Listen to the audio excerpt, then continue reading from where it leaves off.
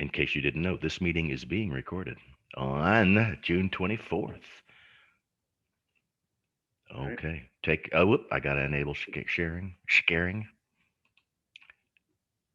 scaring. All participants. You should be able to share your screen now, Chase.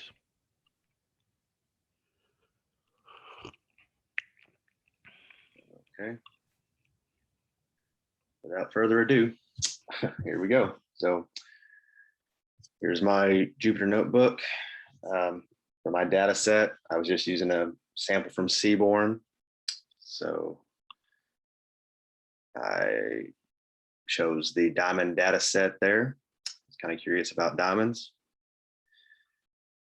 Here's just some quick statistics. And this dictionary was actually quite helpful because before I looked into these, I didn't know much of these terms and descriptions I didn't know anything about. So it really helped with why I was actually using the data. But I like your price description there, Chase. yeah. Well, you'll see here in a second. There's some more stats there. But I was just trying to sort some continuous data here, and I chose price. So in ascending order, the cheapest diamond apparently in this set was $326, and the most expensive was over $18,000. So pricey. So here are my first couple of charts, looking at histograms. Cut of a diamond, look at my notes here, is actually the proportion of the diamond. So according to this, we have mostly ideal proportions. Down here on the color, and they're rated on a letter scale. So as you see, it goes from D to J in this set. Most of these are rated as a G, so that is a near colorless diamond. And here we have price. So this is continuous data, and we have mostly cheaper diamonds, a ton of cheap diamonds, as opposed to the ones that were $17,000 and such. Another histogram. This was just to get an idea of depth. According to this, looks like as the the depth gets closer or in the range between 55 and 65 millimeters, the price starts going up. So between 55 and 65 millimeters. And all right, here's my box plot. And so I was looking at color for this one again. Not wildly dispersed, but it looks like diamonds rated J had the highest median price. Looking at more correlation here, some correlation stuff now. Scatter plot, correlation between carat and price, pretty positive. Carat weight increases, price increases. And my pair plot, I'm admittedly a little unsure what to make from this, but there it is. Last one is just a heat map. Looks like what I could interpret from this is there was a strong correlation between diamonds rated Y and Z, which I thought was just a kind of a variable that they had thrown in there, but it's actually a color. So diamonds rated Y and Z on the color scale and carat are strongly correlated. So that was interesting. But that would be it, Don. Okay, cool. Well, that was fun. Any I don't know that I had seen a correlation heat map recently. Thanks for reminding me of that one. I'm working through, it's in a Seaborn tutorial that is in the classroom. If you go to the classroom and look under Seaborn, there's a link. It's in GitHub. Remember that repository of code that's just astronomical. Um, and you can download the. I think I might have given you the zip file of everything. And if you unzip that, you'll see it's a sequence of notebooks that you can go through. Um, the only modification I've made to them in my own collection is to go into each notebook and see what their order was by the internal markdown cell. It'll tell you this is part one, part two, part three, through up through like 15. But the notebook name doesn't tell you which one to look at first. They're all like in alphabetical order, so that was frustrating. But that just took a few minutes to go in and fix. But I've been going through it. I'm on like 4 or 5 um, out of the 15 notebooks. It seems like there were 2 that claimed to be number 14, so I think I had to correct that. But anyway, if you want to, I think it has pretty much every plot type that you can do with Seaborn in those notebooks. If you want to go through, I hadn't run into the sunburst yet either. That was so cool that Damon showed us yesterday or Tuesday. But anyway, that tutorial is there for your perusal. It seems to all work. I think I had to modify like where the data file was, you know, to meet my disk organization. But if you want to learn more about Seaborn and all these Seaborn things, that tutorial is a pretty good one. Um, seems Chaz, have you gone? Yeah, I did it first on Tuesday. Yeah, you gone. So we've all gone, except for Lindsay and Erica, and they're at uh, a podcast or a meeting with their chief executive officer of GlaxoSmithKline. That dude's got to make some bank, I'm thinking. CEO of GSK. Keep that on the QT. Okay. All right. So today I wanted to um, show an example of machine learning. And if you are now where I was a year or two ago, you hear that term and you're like, okay, the machine learns. That's scary. What does that mean? And so I started, because of this job and my previous one and curiosity, I started looking into it. And there are basically 2 kinds of machine learning where you can feed data into a program. And it's not like Skynet, you know what I mean? There are artificial intelligence applications, certainly, at the cutting edge of the technology. But when it comes to the practical application that you'll hear about in, data analysis and data science, today, um, there's basically 2 forms. And the first is supervised learning.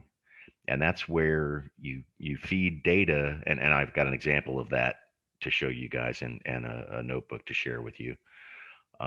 Supervised machine learning means you basically tell the computer the answer and trust it's the software to backwards go, well, these are the things, these are the features, is what their features or attributes, you'll hear, of this thing um, that make it a whatever the label is.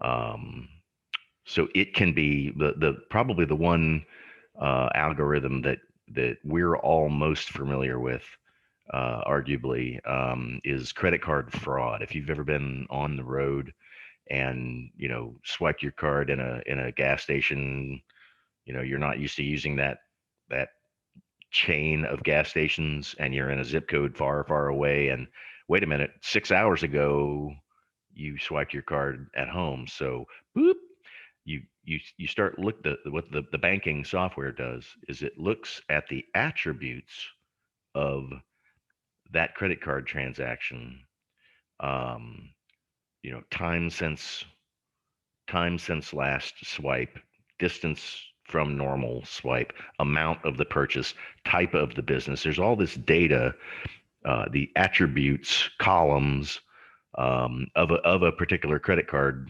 transaction, and then at the end there's fraud or not fraud.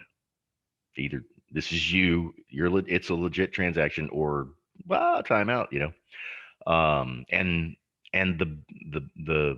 the machine learning software will text you. Will say, "Hey, we just noticed something weird going on. Is this you?"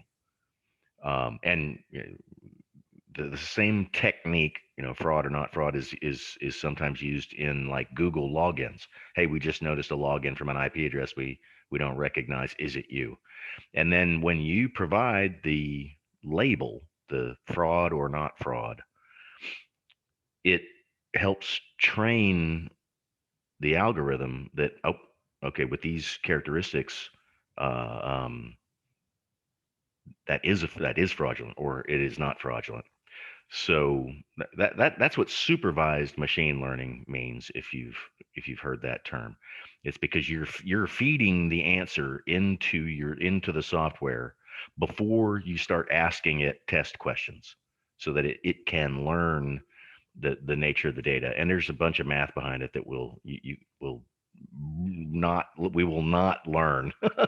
But I could show you the equations behind this, like a uh, um, Bayesian, neutral Bayesian, Gaussian Bayesian. Anyway, yeah, there's algorithm. Every PhD out there is trying to get famous by writing a new algorithm for machine learning and extending families of techniques with a subroutine. And yeah, it just there's lots and lots and lots of options to choose from. Naive Bayes, that's what it is. The naive Bayes algorithm.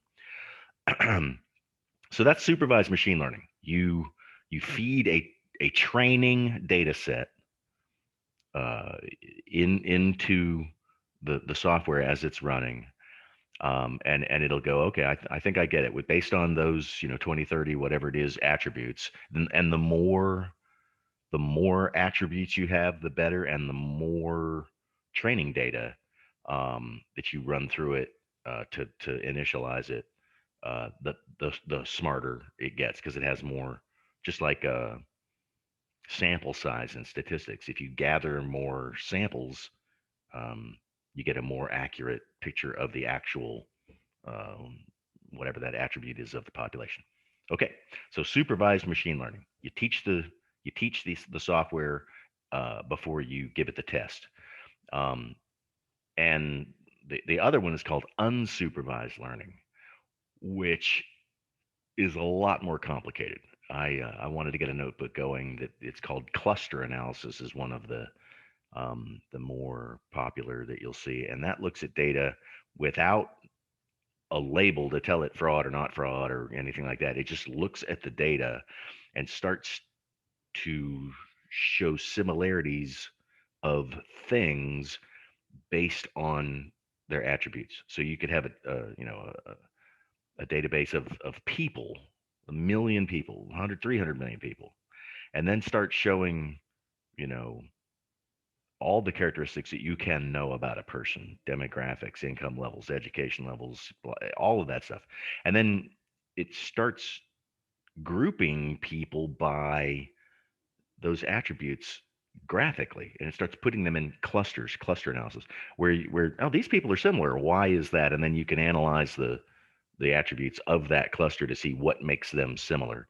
And there's, again, that is whew, unsupervised machine learning, sometimes called data mining, cluster analysis. That's 3.0. So I don't know that I'm going to be able to give you an example of it. There are some really simple, beg your pardon, I've got really bad allergies. Am I going to sneeze? Are you just going to tease me? Oh, God, I hate this. There's some tutorials out there that will teach you more about supervised machine learning.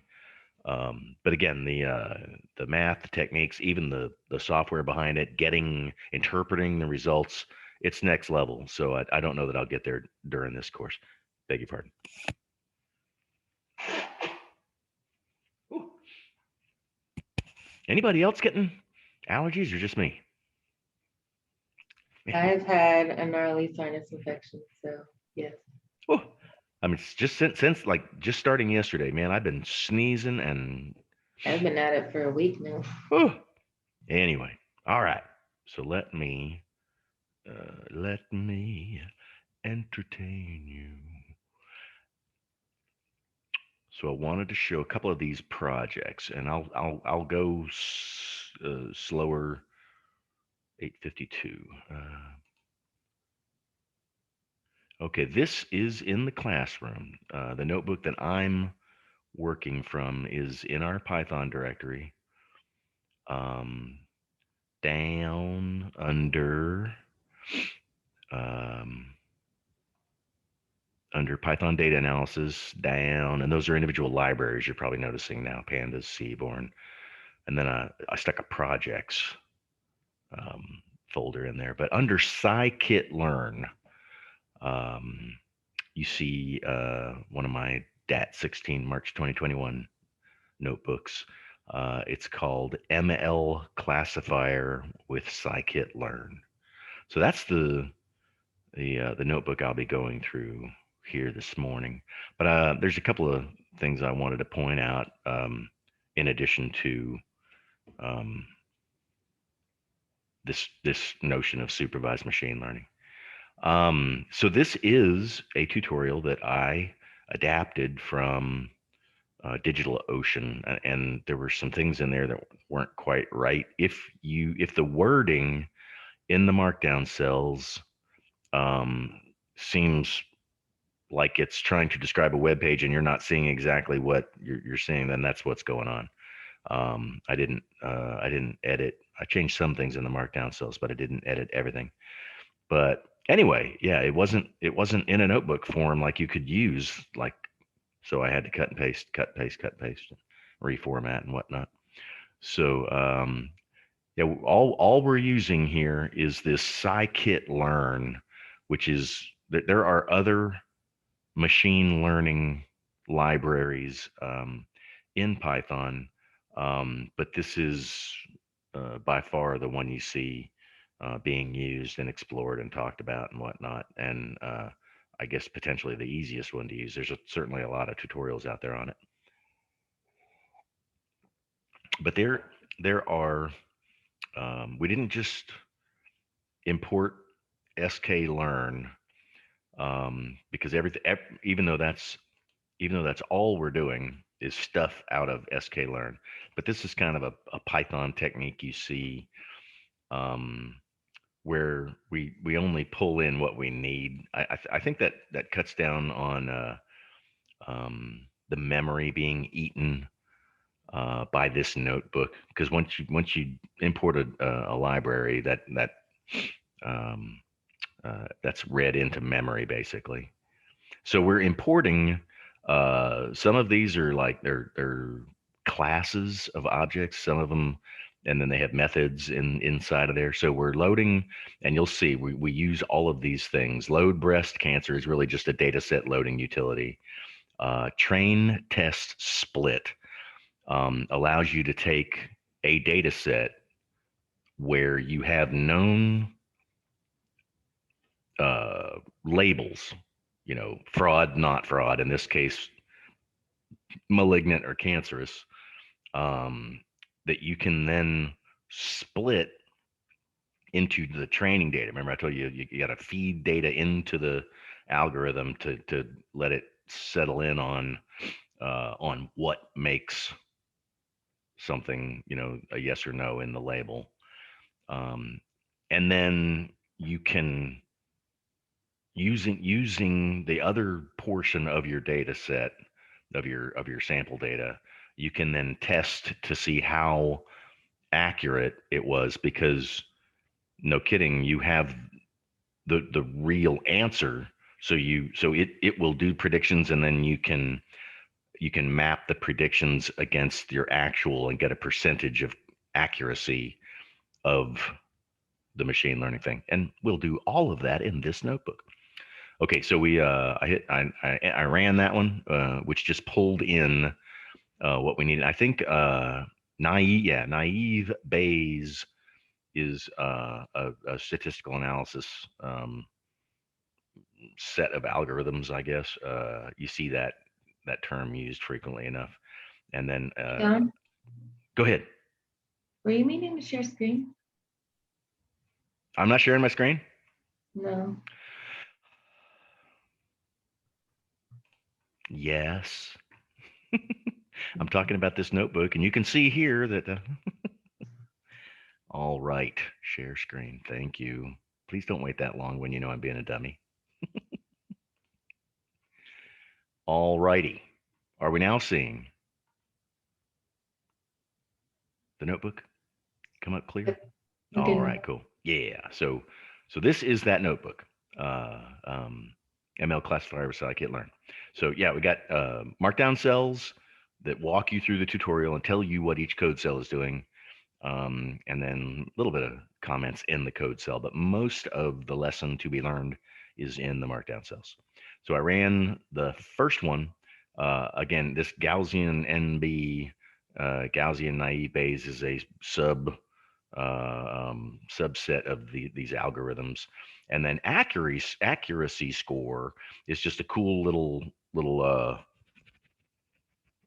object, maybe a method that lets you pair up my set of predictions against my set of actuals when I go to test the accuracy, and you'll see that here in just a little bit.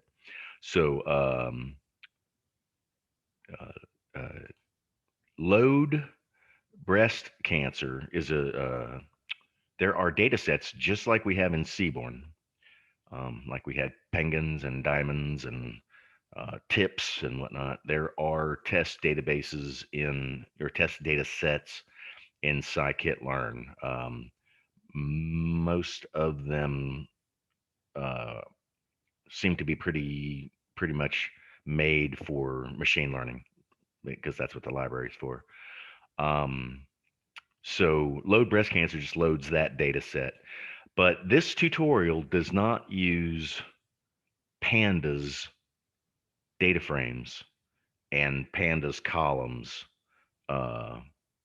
as the attributes that the machine is using. Each column, each attribute is, I think, at its heart, a NumPy array, which is what a pandas data frame column really is too. So kind of makes sense. But yeah, this was the best, shortest, sweetest machine learning tutorial I could find. So I went with it. But just realize that there are other ones out there where your attributes are going to be pandas data frame series or columns. So we load the cancer data set, which I think is actually kind of it's an odd data type here. When I print the data type out, you'll see it's an sklearn.utils.bunch. That's the data type of this thing. So it's not a core data type. It's a data type created in the sklearn data dictionary, or I'm sorry, the sklearn library. So, but what we can do is pull out individual objects from that dictionary and turn them into what look a little bit more like lists of values. So these 4 assignment statements under organize our data pull the data sub target names element out of data, and that element can be a list or it can be like a numeric value. So you just kind of got to work with it here. So I'm going to run that, and it runs without problem. And then the next code cell down here prints that variable out that we assigned so that we can see kind of, what these things are. Whew. Okay. So our label names are malignant and benign. That's for each observation. It tells you it's either malignant or benign. Um, and I'm going to freely admit that I was not able to really deeply examine these data types and exactly what they are. Um, there's a couple of them in there that I didn't quite get to, but like this class label is either 0 or 1, and I think that goes into in the next cell. Yeah, 0 is a malignant tumor and 1 is a benign tumor. So what you've got here in these datas or in this data, what you're mostly worried about is this class label. It's either 0 or 1 for malignant or benign, and then you've got numeric measures for these 30 different things here. These are 30 characteristics of a I'm not that kind of doctor, of a tumor or an object that's been maybe like biopsied or examined through um, um, mammogram or whatever. But these are the numeric features of the growth in question. And then next to each, so those are columns really, basically in a spreadsheet. The average radius of the mass, the average texture, the average perimeter area, smoothness, compactness, concavity. Yeah. So there's 30 features of one of these. And then a pathologist or lab rat of some sort has said, when they do the biopsy or whatnot, that is cancerous or not, and they say, well, we're going to wait for the lab results. Well, that's kind of what you're getting here. But since we have these characteristics or attributes, and we have a label of fraud, not fraud, malignant, benign, we can then feed that data into a supervised machine learning algorithm, and it mathematically, using these naive Bayes, and I will let you Google that if you want to see naive Bayes calculations. You can go to the scikit-learn documentation and look up these functions that are being used, and it's summary of this divided by summary of that divided by iterate. So it goes through the data and looks for the statistical significance of how these columns affect the label value. And label values in this case are go, no go, yes, no, binary, Boolean. But there are other machine learning algorithms like this that will show you what factors tend toward something that's more of a continuous variable, like GPA, which isn't, a good GPA or a bad GPA. It's, from 0.20 to 0.4 or 4.0, 2.0 to 4.0. And it would look at factors that correlate most closely with that continuous variable. So there's a whole world of this. If you go out on Indeed, the machine learning engineer, there are those folks that make 120, 150 out there, and we don't have enough of them. And I think this notebook kind of tells why. So anyway, these are your feature names is our list of feature names, mean radius down through worst fractal dimension.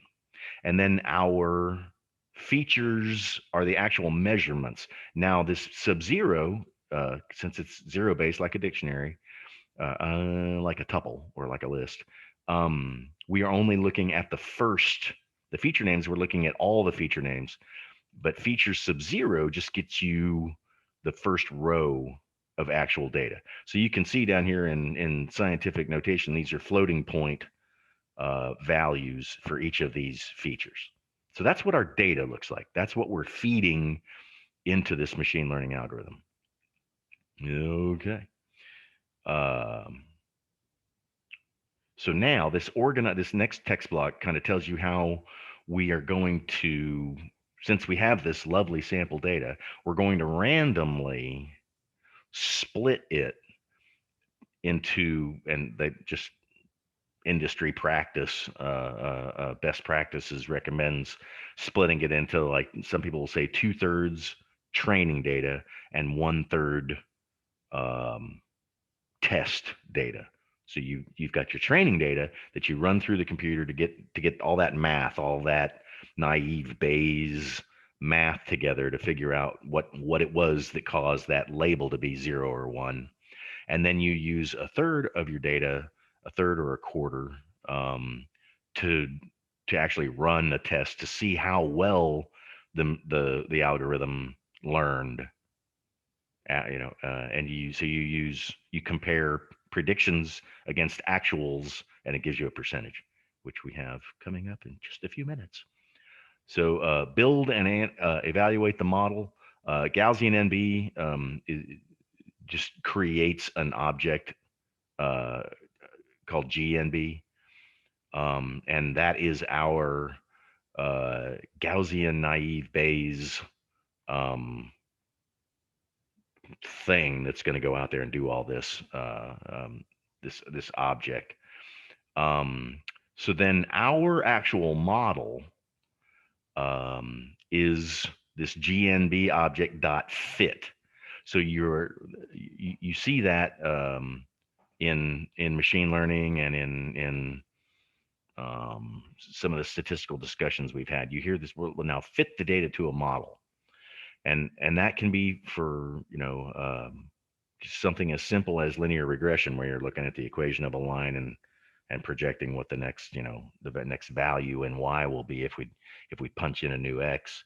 So it fits the data to this model and runs through its math, and then um, um, then you've got actual software running. So so you pass the training data and its labels. So I want to say train is the data, and train labels is whether it's malignant or benign. And then you can use the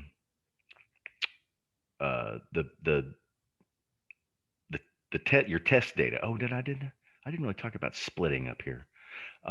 This train, yeah, I got to back up. Sorry, guys. You let me blast past the code cell. I didn't even run it. So yeah, we got to run this code cell. Train test split is a method that will take two lists, your features and your labels, your data, your attributes, and what it is, and split those two up into 4 lists, one for training and one for testing. So we're saying that that train labels and test labels equals train test split, and that this method knows to put 2/3 of our stuff, of our original data, into train, and 1/3 of it into test. But our data is split into two different lists: your actual attributes of the tumor, and then whether or not it's malignant or benign. So that's what train test split does. And of course, like anything else, you got to kind of look at the documentation to see what test size 0.33 is, what makes 1/3 of the data go over to our test data. And random state is an integer you throw in, and it will if you give it a number like that, it will do the same thing every time, so somebody else can reproduce your results, because their training data will look just like your training data if they use that same random number generator seed. So random state 42, that's what that does. Okay, so that splits our data, and then we initialize the actual classifier object, and then we train that classifier, passing it our training data, which is 2/3 of our original data frame, or our original data set. Okay, so now that's it. You just taught Python how to recognize a benign versus a malignant tumor based on 30 characteristics. And I can't remember how many rows. It was hundreds, wasn't it?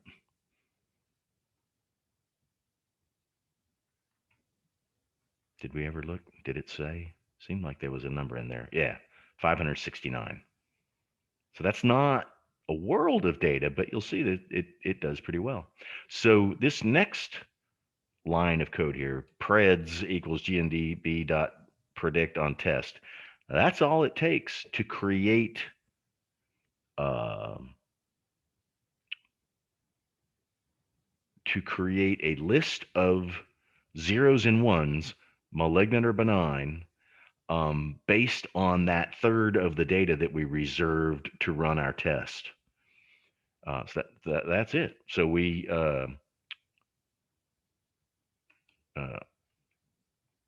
run that, and then I print them out so that you can look at them together visually.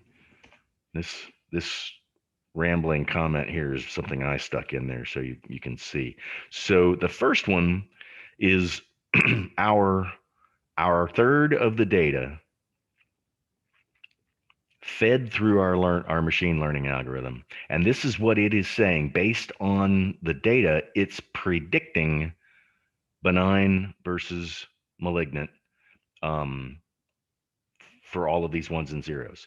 And you can start to see, like it starts out, this first set is the predictions. This second set is the actual. These are the no kidding what your data set said the thing was, benign or malignant. And you can see it starts out, 1 0 0 1 1. Okay, got it. And then 3 zeros, got it. And then a few ones, got it. 0 1. I'm looking for an incorrect. And then 3. Here we go. Right there. Visually, you can see this one predicted benign when it was actually a tumor. So that's a false negative. Down here on the bottom row, you can see all these ones. These are predictions, but our actual data shows a 0 right here.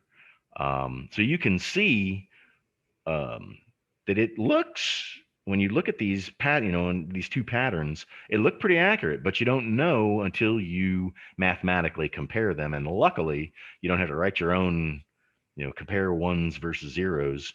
You run it through this accuracy score algorithm that we imported at the top, and it just goes through and counts, either I was correct or I wasn't. See, it's not, the algorithm doesn't cheat, even though the predicted, the malignant or benign is there, it makes its own prediction and stores it in preds.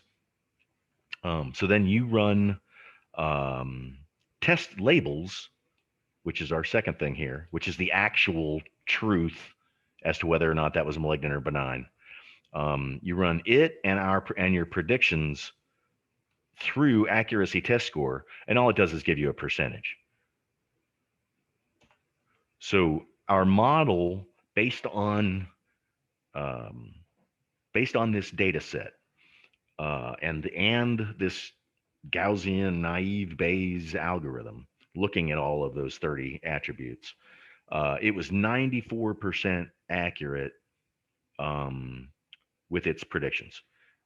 And then I know medical researchers really get into false negatives and false positives, and there's an importance in the difference between it's much more important to call a benign tumor cancerous and get more work done. Yeah, you don't mind false negatives, because if it says it's negative and it's wrong, well, okay, we'll find that out with future testing. But if it says it's benign and it's wrong, then you're walking around with a malignant tumor and not knowing it. So that's all going to depend on the field of research you're in and whatnot. So there you go, guys. That's supervised machine learning. In one notebook of it's only a couple of pages. But I absolutely wanted to make sure that we covered this before the course was out. Questions, comments on this notebook? I think it executes for you just like it executes for me, right? In fact, you should be able to pull this up and just go cell run all, and it should just go right through the whole thing, and you wind up with this 94% down here. Now the key, I mean, it's pretty straightforward. Now the syntax with pandas is a little different because you're going to be passing it pandas columns, and then one of those columns will be your label. So the syntax will be a little bit different, but using this basic mental concept, you throw it some some training data that includes the answer, and then you throw it some test data. Now if we had more data with no labels, we could actually use GNB to predict, and then you could write a lab report out in Python that says, you don't have anything to worry about, come back next year or whatever, using this this raw processing. Yeah, so there you go, supervised machine learning. I thought I heard somebody unmute. Anybody with a question? Was this old news? Did everybody already know all of this? I didn't. Yay! How about you, Chase? Did you already know all this? Is this old hat? Same, I did not. Cool. So you hear that term, you hear it all the time, right? And this is well, I didn't think it's simple when I started looking into all these all these different libraries and all these different routines and all the software that was written to do this. It's pretty impressive. If you I want to say it's thousands of lines of code if you were to write like a Java program or a C program or whatever, to do all of this yourself. And that's the kind of the appeal of Python is, hang on. Oh, ripped off. Oh, I hate that. You think you're going to sneeze and it goes away and you're just left with this itchy nose. And anyway, so there you go. You guys want to do a project? You want to do a problem with this, and I'll just assign a. I'm kidding. I think this is this is some next level stuff. Personally, although I would love to get a good example using pandas. I don't really like dorking around with these separate dictionaries. This data thing that we created from the data set. So that's my next quest. All right, guys, it's past break time. I had another thing or two I wanted to show you, and then we have an assignment, an exercise, our next exercise. So cool. 921, come back what? 9:35. 9:35, and then I want to go. I want to bring up this web scraping thing, and then go over the exercise next hour. All right. 9:35. See you back.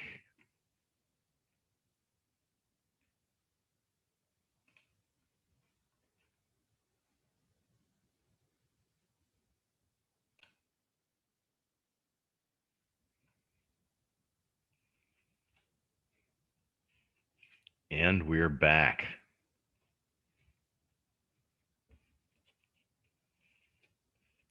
Hey, Thomas, can you, Thomas, are you there? Yes. Can you go ahead and upload your files to that, the data analysis project? Yeah. Thank you. When you get a chance, no hurry. Lindsay, Erica, are either of you ready to go with your data analysis project notebook? I will speak for us. I think Erica lost her voice, but mine doesn't really have graphs that are working in it yet, but it's mostly done other than that. I can present if you'd like, or I could finish it and do this another time. Sure, we can wait till next time. And Okay. if you're struggling, if you need help, I am available. I Thank you. live for this stuff. Okay, Mm-hmm. just let me know. Hey Don, did you get my email? Say that again. Did you get my email? I would have sent it Tuesday. Yeah, didn't we work on yours a little bit over email? We did the first time, but then I sent another one. If you're waiting for a response from me, then I dropped the ball. What? I don't remember getting the second email. Okay, I What? can read. Well, I'm sure I got it. I just need to look for it. Are you waiting? Was it a question or? Yeah, kind of. Whoops. I just need a little bit more help with it. Oh, okay. And that's going to be in my email? Yes. Oh, I'll look again. Okay. Thank you. Sure. Okay. So the next thing I wanted to cover was screen scraping. I wanted to go through that notebook briefly, and I'm curious. I've heard at least one of you mention gathering data via screen scraping. It's me. So Laura, gathering data via screen scraping. First time I heard that, I was, it's been years and years. There was a time when you could scrape data from the flow of characters to one of those old green screen terminals, which is not what we're doing today. So when we talk about web screen scraping, what sort of data are you gathering? We typically pull data from Walmart.com because they have a different assortment in different stores. So if I want to keep track of what items are showing up on a certain search term in Portland, I will use a web scraper for set to that store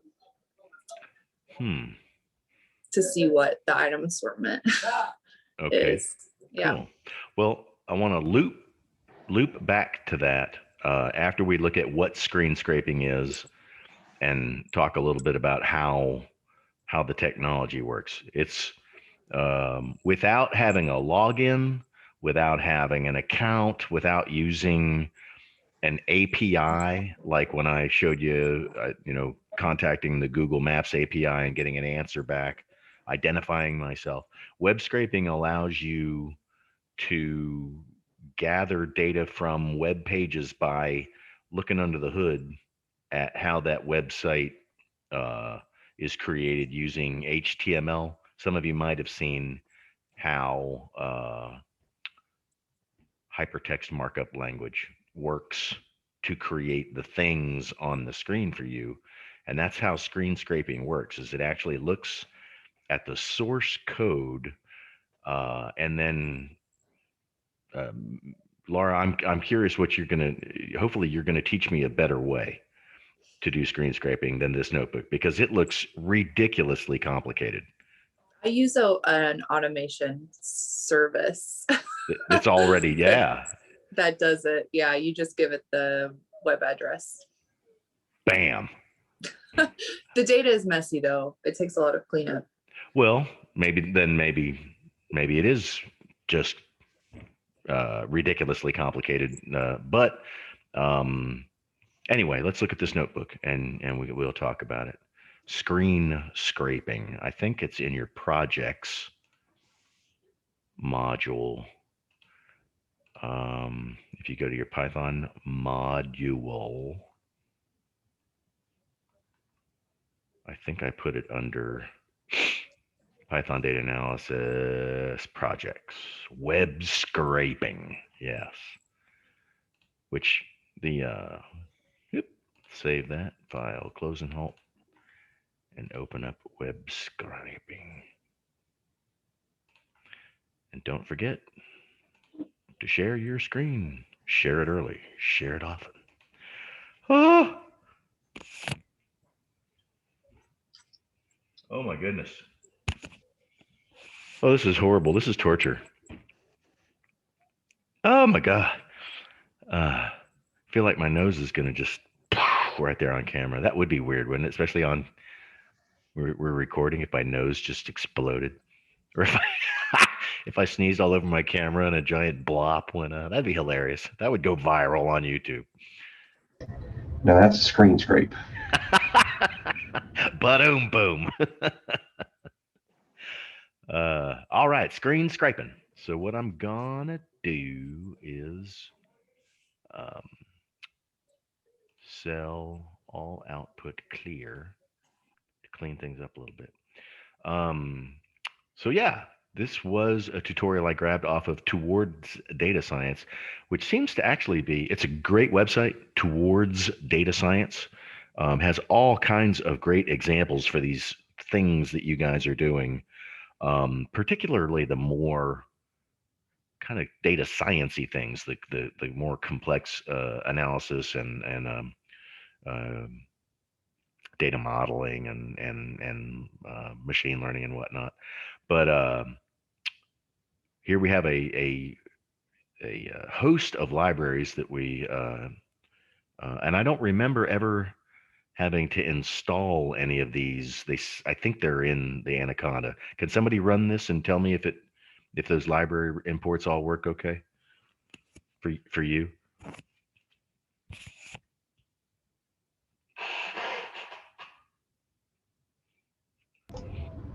That seems to have. Yeah, if you just get a number in the little box and nothing happens, that's good. No news is good news. So yeah, this just pulls in requests is a library that lets you jump out to the outside world. That lets you do API requests. It lets you do HTML requests. It's a library that that lets you do things, interact with the outside world, internet. Erlab, web-based. Time. That's not a that's a base library. Library that I'm not used to working with. And then Beautiful Soup I've heard about. I don't really know that much about it, but you see it a lot. So yay, we're using Beautiful Soup. And then some other stuff here, and we set our URL is a Wikipedia page, and so we're grabbing HTML into an object, passing that Wikipedia page to URL open. Okay, and then soup.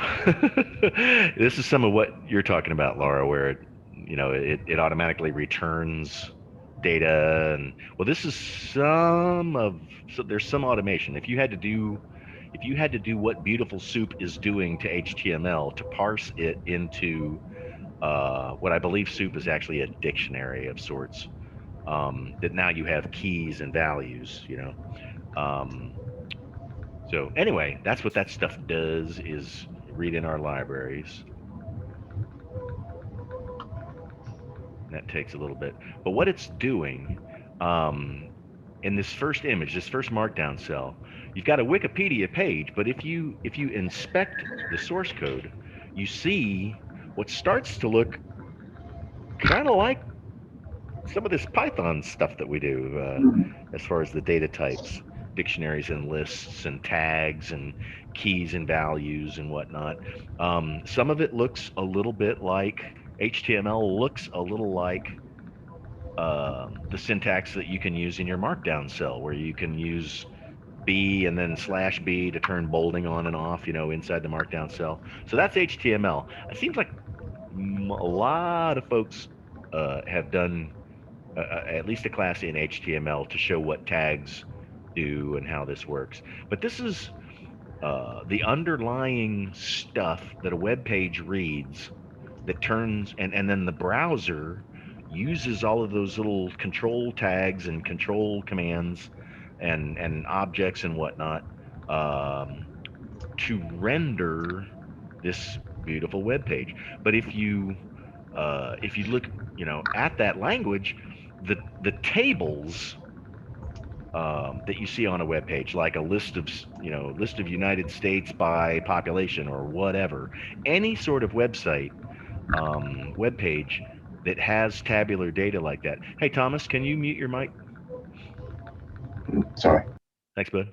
Um, any web page that shows tabular data is going to have that table uh, inside of a thing, and it's got to be well formatted so that the browser knows what to do with it, and it looks right when you look at that web page. So uh, can everybody look at the markdown page where I'm trying to see, I can't really highlight it, but you see where it says /table. uh I'm sure you can't see my um in the in this image that you're looking at on your screen, you have the web page with rank, country, and daily rate, whatever that means. Um, and then United States and Nepal and East Timor. You see that? Well, to the right of that is the HTML data you would see, or the HTML source code for the page, that you would see if you were to click on um, inspect, like it says here in the middle. Right click and then go to inspect. Every web page uh, has underlying HTML that is the web page. Your browser is using it for data, is using it as data to render, to make the web page.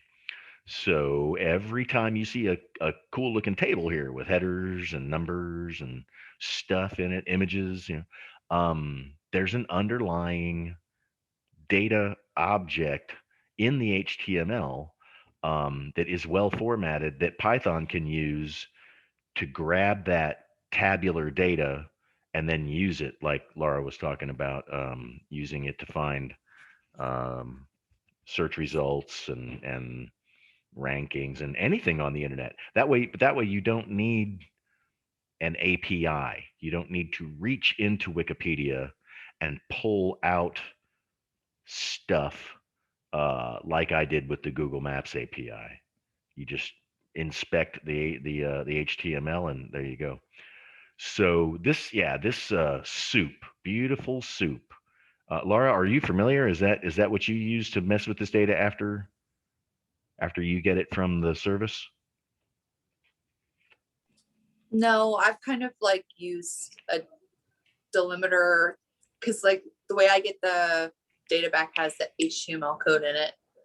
So I Mm. use Excel, but I'm looking for a better way. So Well, maybe I should try Beautiful Soup. I was gonna say maybe there's a and I would love to bite into something real world.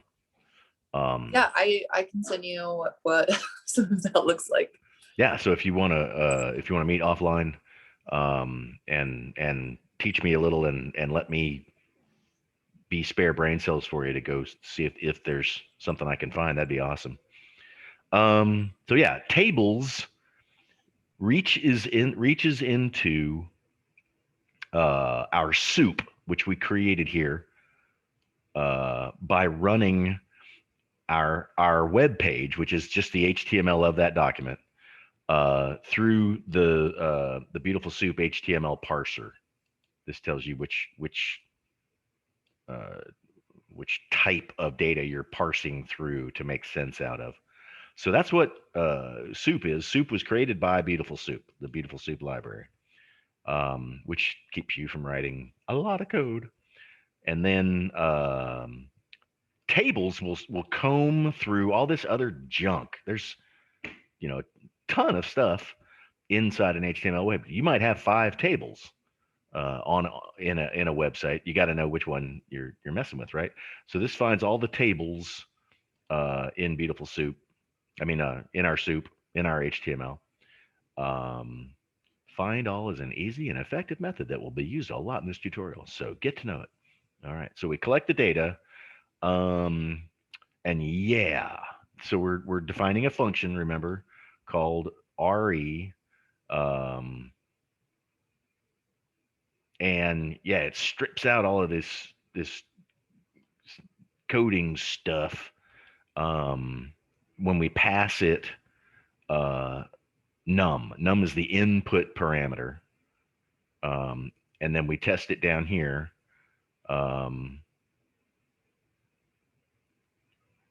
Process num goes float over sub.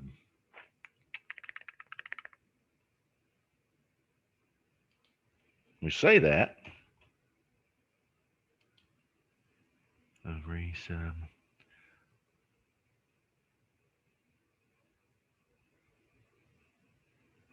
I was expecting a line of code to say process num. Num1 equals. I think that just tested the code. I think that should have been num1 equals process num of this floating point thing. Yeah, I like that. Sorry, guys. From the internet, you get what you pay for. But I would expect this to say num1 equals. Let me get rid of that and comment it. Beg your pardon. I'm going off script because this is important.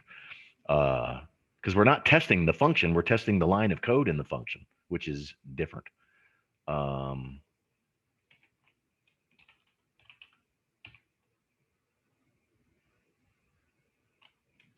Of num. See, that's the same. This is of this.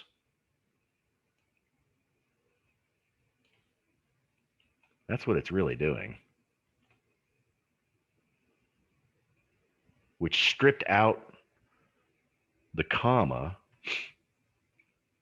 using this crazy substring call. I would need to check the RE package documentation, but I want to see if this works or if it bars. Bam. Takes 1 positional argument, but 2 were given. Yeah, you can't pass it a string. Maybe that's what it is.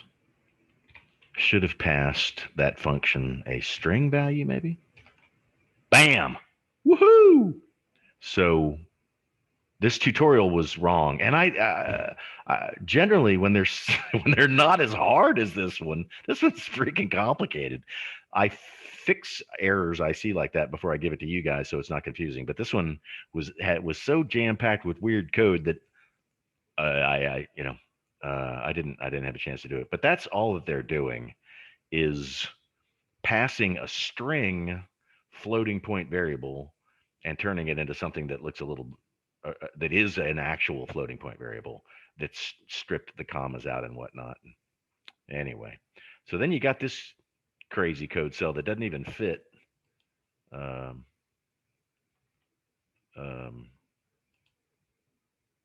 anyway, yeah. Create an array to hold the data we extract.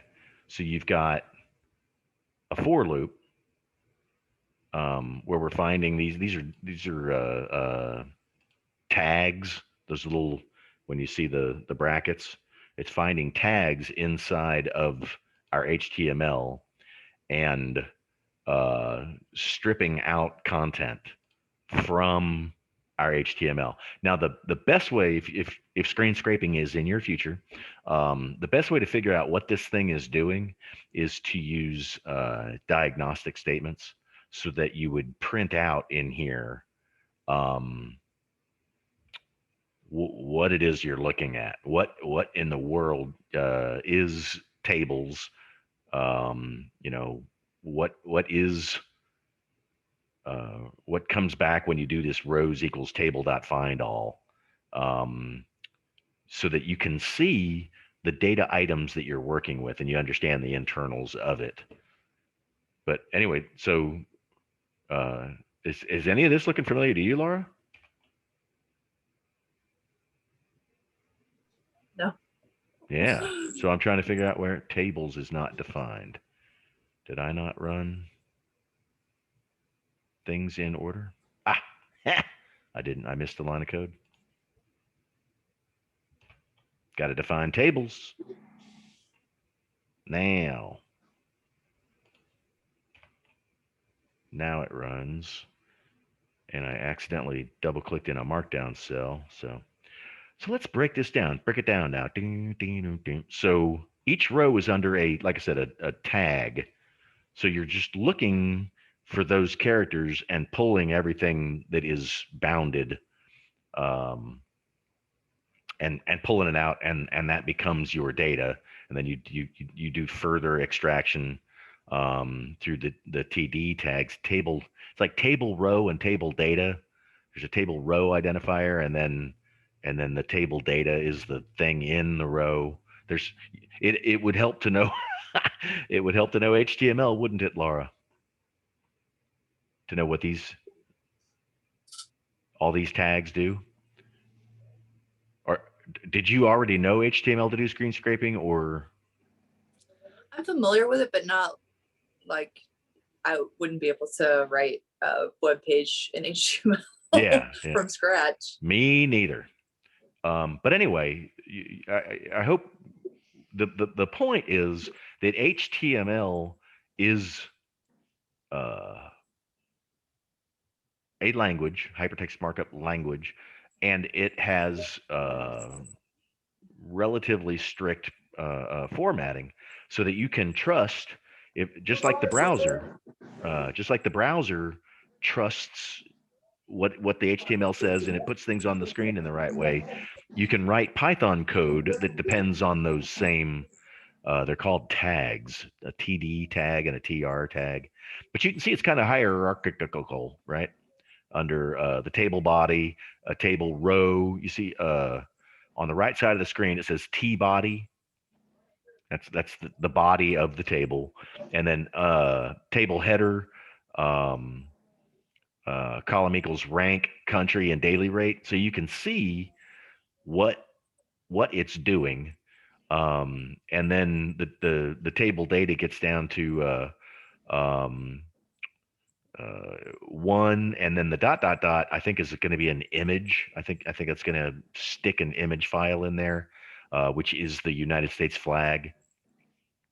And then you can see the 1454.74. So that's all you're doing, is parsing through this HTML, looking for tables, and then pulling the rows out and saving them. And then sure enough, down here we store all of the stuff that we wanted was just the rank and the country of how this is. I think it's depression rates. I don't know if that's like per million or I didn't look into it. But anyway, this screen scraping just wants to get a list of countries and their ranking score. And the whatever DALY stands for. I didn't look it up.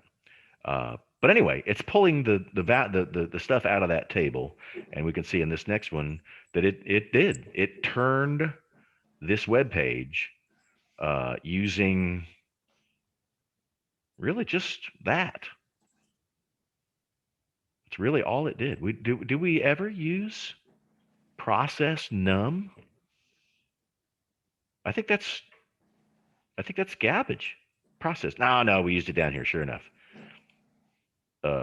We process num in this embedded for loop. And there you go. So depending on the web page that you're going to, depending on the structure of that table, this is a code example that pulls stuff reliably from a website. Now, what would be really cool is to write like Laura, what you wanted, where you tell me, tell me the URL, interactively, what web page do you want to look at? You type it in, cut and paste it, whatever, and then it goes, oh, I see there's one table in this web page. Which columns in that web page do you want converted to a data frame? And you say, I want column rank, daily rate, and country. And it could even give you the columns to choose from. And then you get a data frame with your data in it. Wouldn't that be magic? Yeah.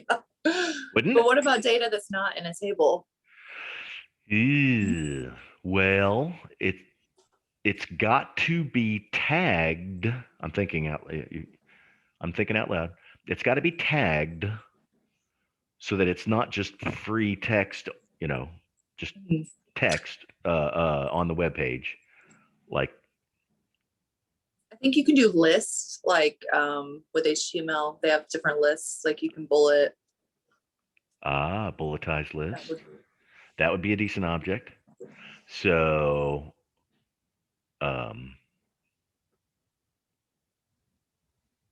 yeah. Why don't we write a library? Why don't we write a program that does that? I would love to. Give me a year. No, that would be cool. Yeah, no, I would. That would be very Here's a web page, like helpful. this Wikipedia thing. And it could come back and it could say, sorry, there are no tables. There's no scrapable data. It would check for tables, bulletized lists, whatever, and I'd have to talk to somebody that knew HTML or kind of I'd have to do some actual research on web scraping and why that's so cool. That would be totally doable. I mean, it's just data. I mean, if it would parse through the thing, find all the tables, find all the lists, find all the images, maybe even if you wanted to save images onto your hard drive. So it could be like an interactive data scraper. Somebody's already done this. Come on, it's got to. Yeah, that's what I was thinking. There has to be some kind of, and I found a service that does scraping. A I mean, it doesn't format service? the data, but someone has surely figured out a way to format web data. Well, I know you can pull it into Excel, so I bet there are people who formatted stuff in Excel. yeah, there's got to be. So anyway, if it doesn't exist, hey, what a What a way to get famous in the world of Python than to write a library, right? Or at least if it would be something. But anyway, I don't see why that wouldn't be doable. Where you wouldn't have to use this code but once. You would write these things as functions, and your program would be friendly. Your manager, anybody should be able to use it if it's well written software. So anyway, that's how you scrape data. You go out, you find the HTML, and you use Python programming to convert it to a data frame. And as I've said with SQL queries, when I showed you how to connect to the database and do a cursor, or read CSV or whatever the case may be, once you're in a data frame, you're off to the races. You guys have done a data analysis project. What you're about to do is put into practice some of the data frame wrangling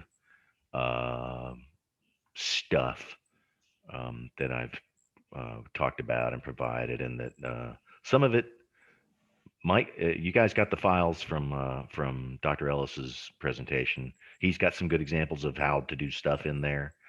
Yeah, don't ever and Google, man. Those of you that have worked with me online or over Zoom on your programs, I mean, I Google everything. I mean, it's a constant exercise unless you're using this stuff all day, every day. So, anywho, there's our data frame of depression ranks and ratings. Hey, wait a minute, I don't like that. United States is number 1 for depression. If I'm reading that page right, let's go see what that page was about real quick here.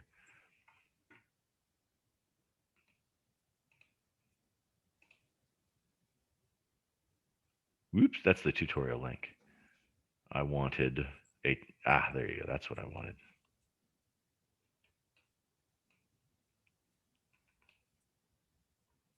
Kablam. Epidemiology of depression. Age standard disability adjusted life year rates. I don't feel like. Where's the table?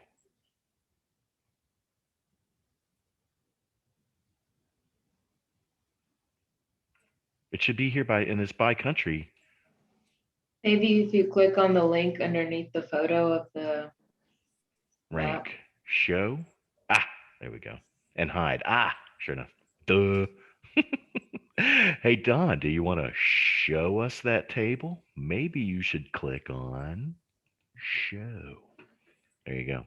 So yeah, it went and scraped it. Now, whether you click on show or hide, this stuff is, see, I'll hide it and it's still, I just right clicked and I'm looking at inspect now. You're still going to see these tables and whatnot.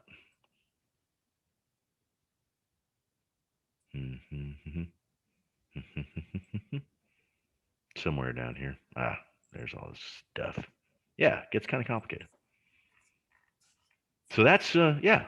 So now back to, like I said, once we look at that, did we get all the way through it? Far enough? There's a whole nother one. A whole nother. Yeah, there's got to be a better way to do that. There's got to be. Look at all this code just to go get sunshine hours for each of those countries. Bam, sure enough. So we're getting sunshine hours per country with this next nested for loop with an if statement, with a nested for loop, with a nested if statement, and then another nested if statement. This is getting to be, some decent logic to try and punch through. There's got to be a more interactive way to get this into a data frame. Challenge accepted. So anyway, yeah, it went out and gathered up this data from where's the website here? Oh yeah, list of cities by sunshine duration. So it's doing the same thing, but you have different fields in the table that are hard coded here. That's what I'm trying to get away from is hard coding this stuff. And then of course it's not yet in a data frame until we do a data frame join. This might be really helpful. I don't know that I'm real up on the data frame join. Yeah, I think I got examples of that. That rings a bell. When you get your state data and you get them with the right number of columns. Oh, ripped off again. Anyway, so that's what your data frame is, and then drops nulls, and then oh yeah, visualizing the data. So this is depression versus sunshine was the object of this entire now why didn't that display my AX equals dot scatter plot? Why didn't that scatter plot I shouldn't have to do a plot dot show, should I? But yet there you go.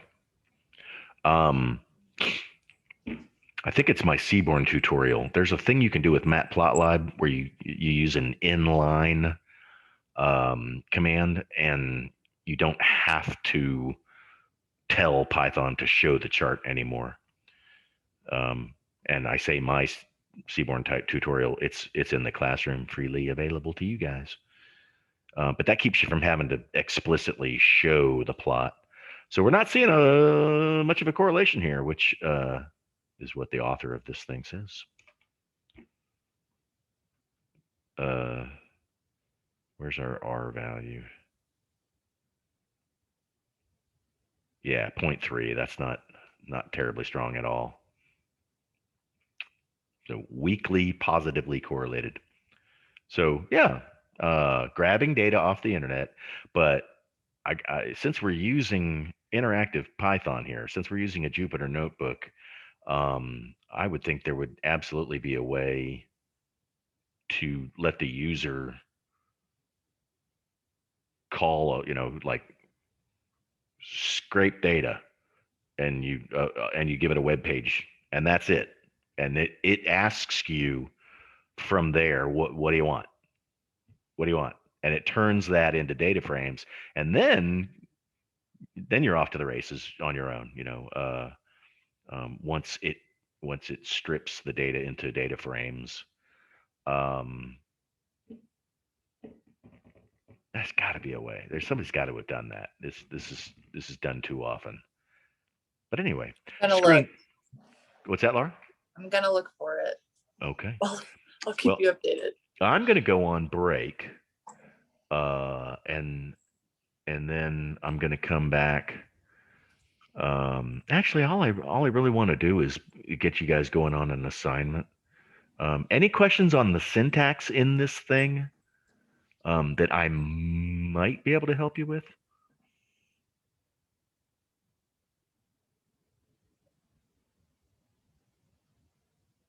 Yeah, it's a lot of code. But it's all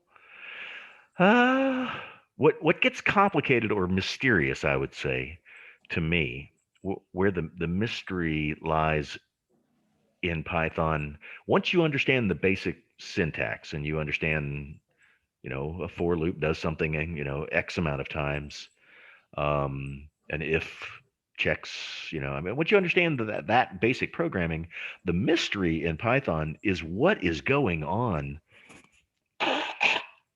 in these libraries. And the magic. And you can go look at that library. All the source code is out there. I mean, you can go see what it's doing.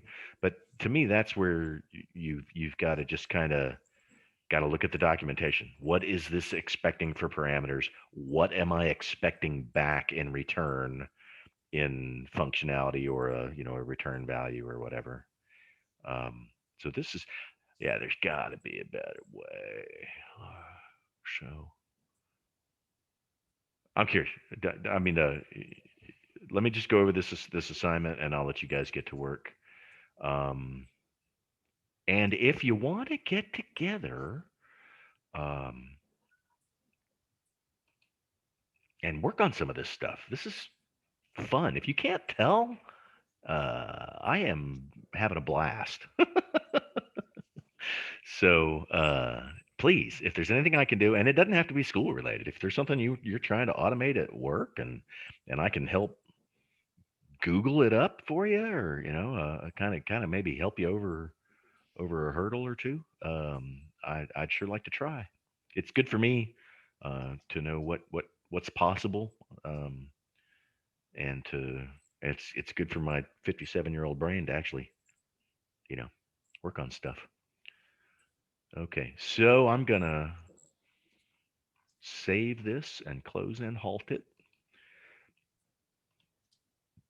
and then I would like you all to work on an exercise where, and this is going to be pretty straightforward, and I wanted to use familiar data so that it wasn't way out in left field. And it's kind of related to my data analysis project, I think. Yeah, I use state data in my project, right? I'll answer my own question. Python data analysis project Walker.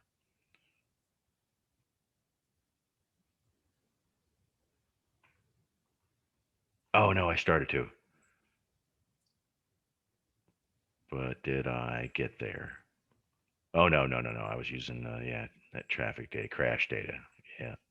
But I think I used state data. Let me get rid of this one. I think I used state data in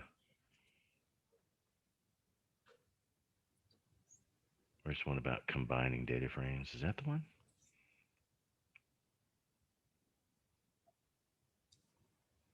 No, I used stuff out of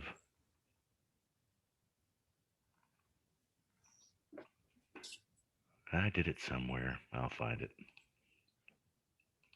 Anyway, more to my point.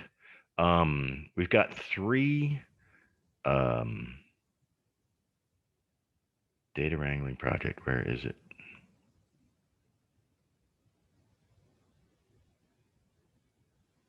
What did I call that thing? Data wrangling exercise. There you go. And this is under, I'm still sharing, right? Yeah. This is under pandas. There's a link to Python data wrangling exercise.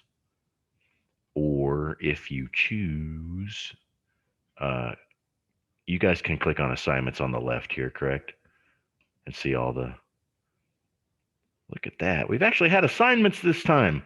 You can blame Chaz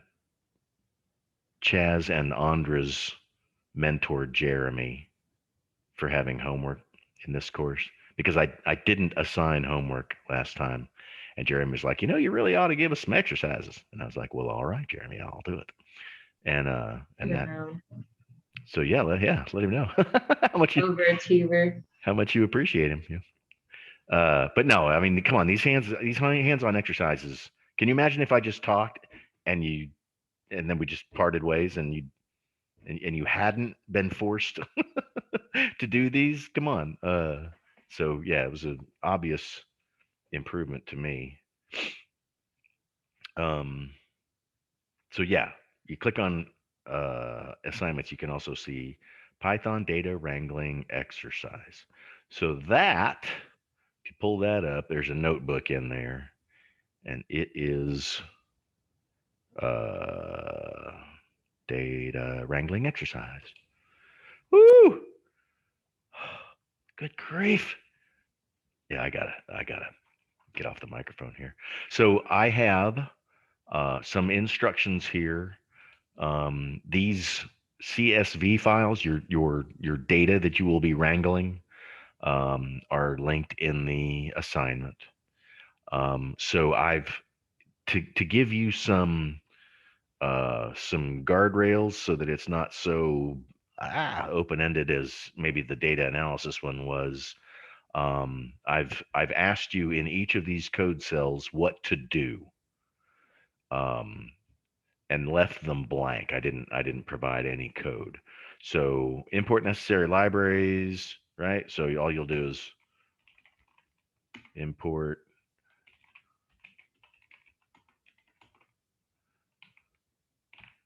right, and then hit return, and you'll import that library.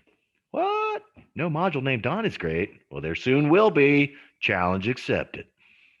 So yeah, go into each code cell and do what I'm asking you to do. And I tried to break it down so that each thing I'm asking you to do in each code cell is fairly short.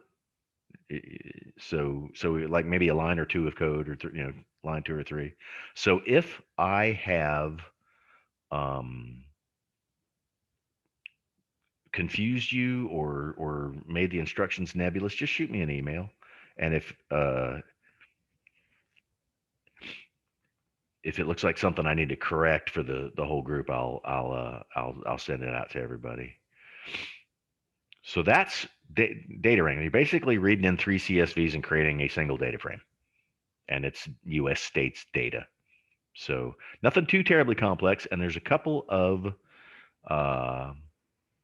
notebooks up here I mentioned. Pandas combining data frames, data frame wrangling examples. So these are things that I've posted in the classroom for you.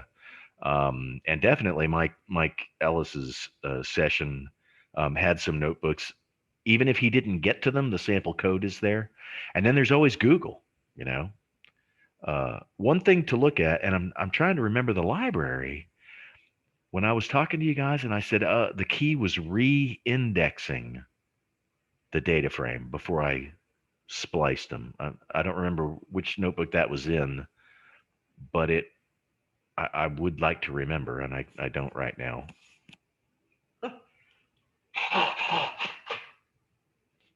Okay.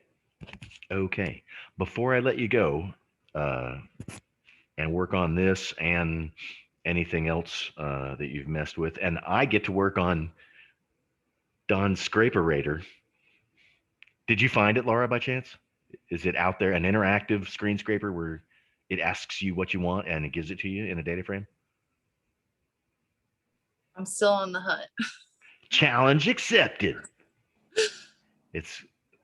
That's got to be doable. That's got to be doable.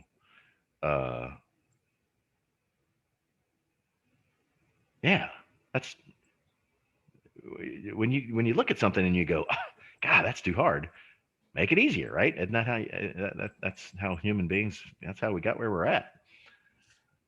Dating? You mean actually go out in public and talk to people? There's got to be an easier way to do that. There's got to be an app for that. All right. Any questions on this one for me? You want to read the instructions real quick, or what I'm asking of you? I don't want to ask too much, but this is kind of definitely one of those things I wanted to get to. Not doing any analysis. All you're doing is creating a data frame and then writing it out to a CSV and turning it in.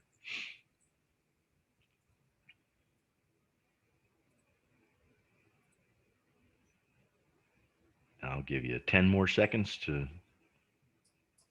look that over.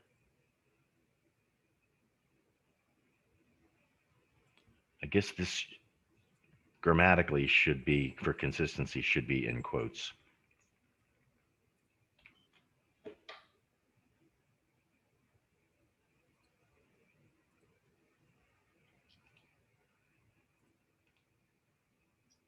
Okay, guys. So yeah, data wrangling in Python. So you may remember me saying this. It may have blended into the background of my my dull and soothing baritone voice, but to me, Python's strength is really more in automating repetitive tasks, like creating a data pipeline or some other thing that you want to happen daily, weekly, monthly, than it is interactively. I mean, I don't think any of this wrangling I would be any Python programmer would be faster at than using Excel interactively. But depending on the size of the Excel file and what you're trying to do, maybe it is faster. I think it depends. But for a simple exercise like this, this is just practice. But I don't know that I would ever do something like this in Python unless it was going to be repeated, and that's the magic. Is running a script, running a Python program out there, on your computer system, as opposed to going through cell by cell, line by line, and looking and interacting with it. All righty, guys. What do we got for Monday? A little bit more. A little bit more of this. We're going to see Erica and Lindsay's presentations. So we'll wrap up that data analysis exercise. We're going to do some linear regression. I want to make sure that we understand what linear regression looks like, and actually creating a Python program that figures out how the data looks, what the regression line equation is, and then does some predictive analytics. If I spent $15 on advertising, I can expect $20 in revenue or whatever the model says. So that's one of those things that we needed to make sure we covered. Next week, hey, are any of you guys? Hey, did I wake you up? Are any of you guys taking time off? I think one of you emailed me, taking some time off after the 4th.